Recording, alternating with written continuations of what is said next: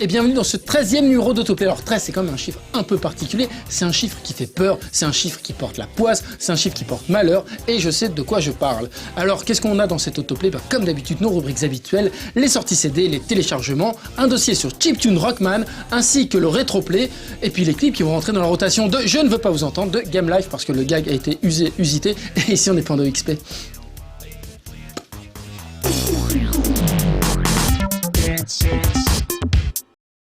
Et on commence tout de suite avec les concerts, enfin le concert, puisque le 21 novembre prochain aura lieu au Palais des Congrès le Video Games Live, la deuxième itération, comme on dit dans le milieu. Et il y avait un concours pour pouvoir jouer devant 3800 personnes au moins. Et ben il est terminé, et ben on verra qui a gagné ce concours majestueux.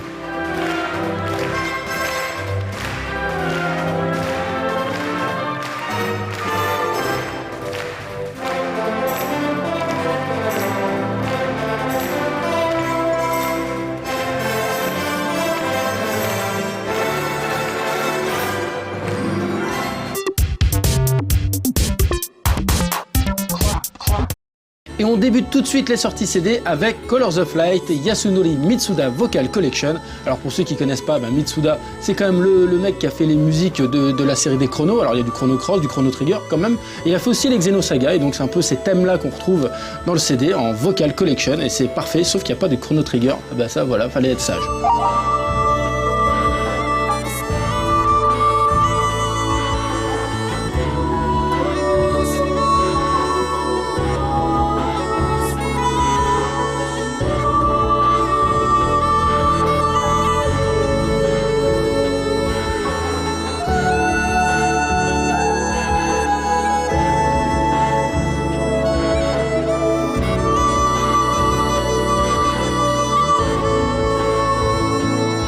Voyons si ma théorie est la bonne. Vous aurez bien entendu reconnu Professeur Layton, divinement interprété quand même. Donc tout ça pour parler de le Professeur Layton et la boîte de Pandore, un CD qui est sorti au Japon il y a quelques temps, mais comme le jeu ressort chez nous, ça fait toujours du bien d'en parler.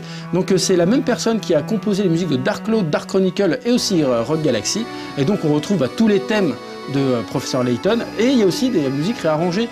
C'est toujours avec du violon, ça fait très français quand même, et c'est super triste et super mélancolique.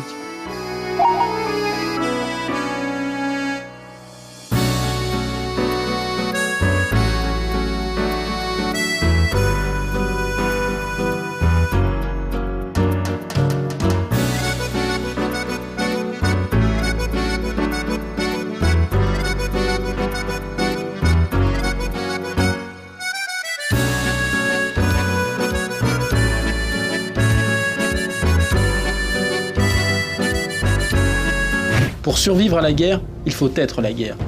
Et bien cette personne écoutait souvent l'OST de Halo 3 ODST.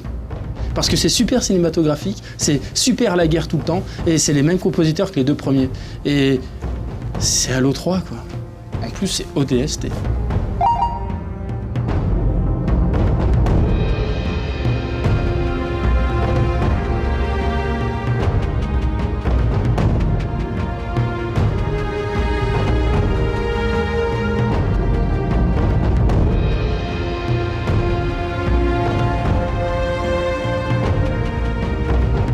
Voilà donc aujourd'hui dans les TT téléchargements, c'est encore une composition de nos amis Yubaba, ce duo de musiciens compositeurs de musique de jeu.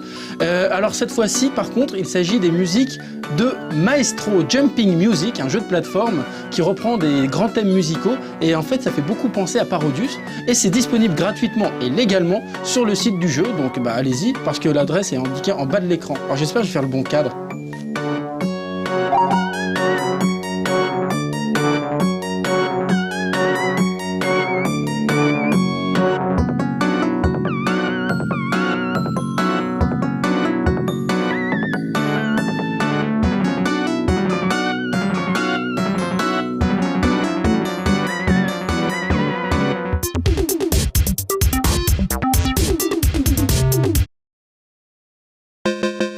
Pour le Tokyo Game Show 2009, l'album Chiptune de Rockman, comme son nom l'indique, est une compilation de remix façon chiptune d'un peu plus de 20 ans de musique de Megaman en 20 morceaux par 20 musiciens. Alors oui, on pourrait se dire que c'est un peu étrange de refaire des versions chiptune de musique qui le sont déjà pour la plupart. Mais cet album est surtout l'occasion de réunir deux générations de musiciens autour de ce son 8 bits de la NES japonaise, c'est-à-dire de la Famicom. La génération de ceux qui ont composé la musique de ces jeux dans les années 80 et 90, et la génération qui, ayant grandi avec ces mêmes jeux, se retrouve à la tête de la scène chiptune aujourd'hui. C'est ainsi que se côtoient des noms tels que Matsumae Manami, Vert ou encore Yusuke. Chiptune Rockman propose ainsi un voyage vers les sources musicales d'une série culte, du néo-rétro Mega Man 9 en passant par les épisodes sur PlayStation jusqu'à l'ultra-mythique Mega Man 2.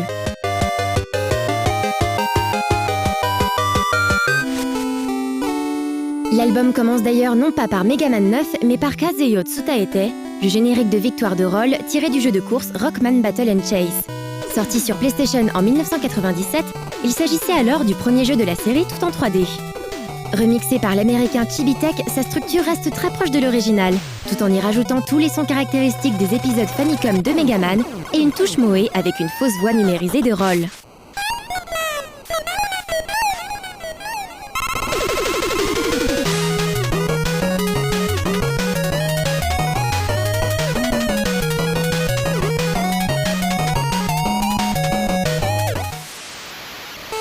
Suivent ensuite diverses reprises de la série principale. La majorité d'entre elles ont été composées en suivant les spécificités du microprocesseur 8 bits Rico 2A03 qui était installé dans les versions NTSC de la console au Japon et aux États-Unis. Le nom de ce processeur figure d'ailleurs dans le titre de la reprise du thème de Tengu Man issu de Mega Man 8 sur PlayStation et Saturn, qui offre une idée de ce que le jeu aurait pu être sur Famicom.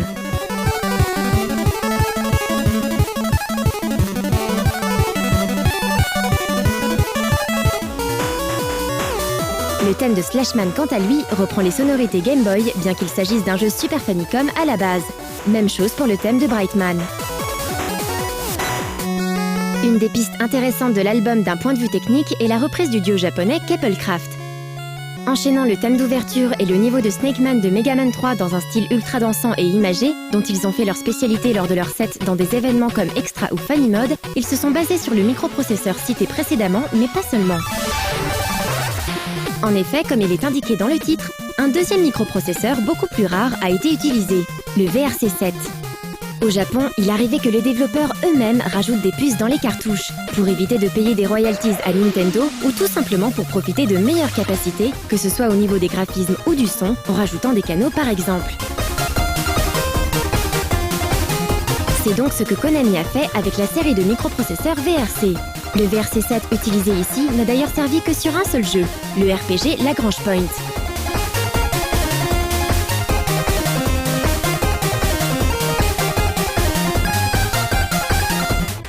L'album se termine logiquement par les musiques de l'épisode fondateur. Le thème de Cutman est arrangé par sa créatrice tout simplement, Matsumae Manami, qui venait tout juste d'être embauchée chez Capcom à l'époque et qui avait réalisé là son plus grand coup d'éclat.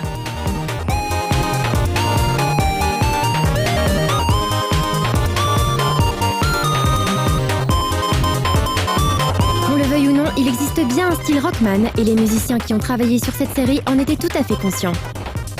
20 ans plus tard, sa renommée est toujours là, quelle que soit la manière dont il est interprété, avec une formation rock ou encore un son électronique proche de la machine. Une chose est sûre, c'est qu'il ne se démode pas.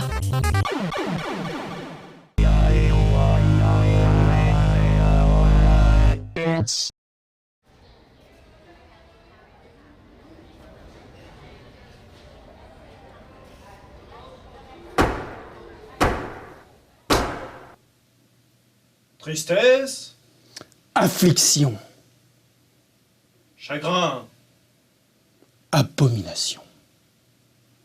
Qu'ai-je fait en ce bas monde pour mériter ça? Ah bah! Comment ça, poulet? Qu'entends-je? Couis-je? Que me dis-tu?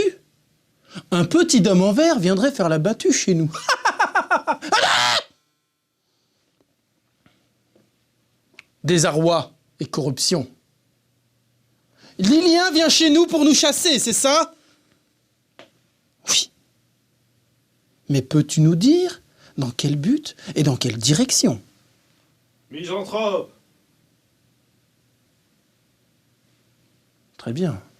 Un homme tout de verre vêtu vient chez nous et nous chasse. De son épée, il engage la battue et nous met notre race. vengeance, Fauteuil.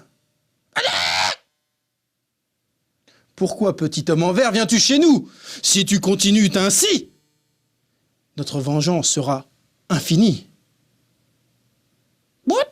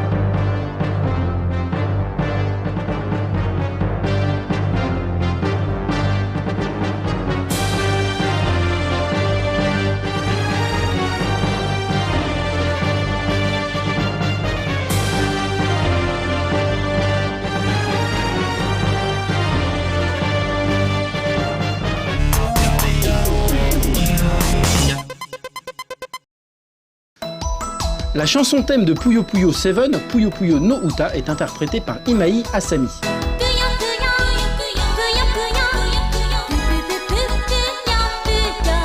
Comédienne de doublage dans de nombreux animés comme Get Bakers ou Justice League, elle a participé à de nombreux jeux vidéo comme Zelda Wind Waker ou Blaze Blue. Mais ce qui fait son succès depuis plusieurs années, c'est bien évidemment The Idolmaster, puisqu'elle prête sa voix à Kisaragi Chihaya, une des héroïnes du jeu les plus populaires.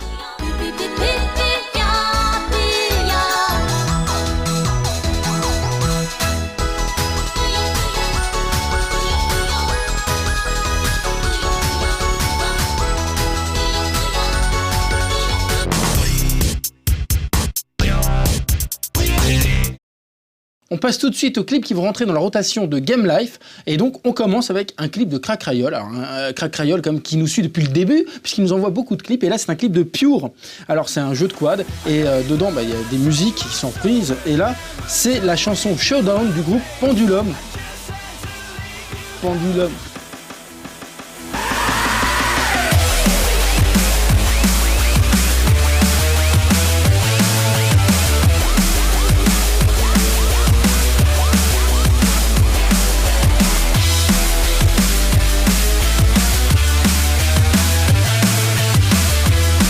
Et on enchaîne avec une intro cette fois-ci sur Xbox 360, il s'agit de Tales of Vesperia, qui il y a un petit débat à ce sujet parce qu'il y a des trucs qui sont dans la version Xbox et qu'il a enlevé pour mettre dans la version PS3 et les gens ne sont pas très contents, ils sont un peu colère. Hein. Donc là c'est l'intro occidentale du jeu, et ben ça tombe bien puisque ça chante en anglais. Alors si vous aimez bien les musiques japonaises, et ben tant pis.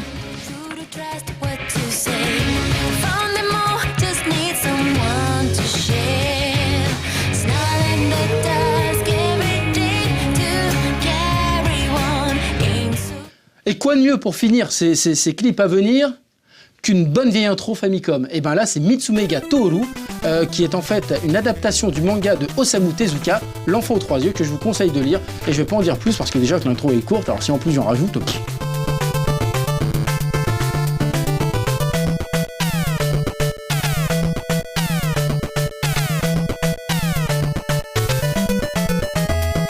Et voilà, ce 13e numéro d'Autoplay vient de se terminer. On se retrouve le premier dimanche du mois prochain, où on peut se retrouver tout le mois même si vous voulez, parce qu'il y a un truc maintenant sur internet et tout, No Life Online, vous pouvez voir quand vous voulez, genre t'es au boulot, voilà, et tu regardes quoi. Voilà, à tout à l'heure finalement. Et ouais, le temps que ça soit dessus quand même. Mais tu remarques, tu peux regarder les anciens.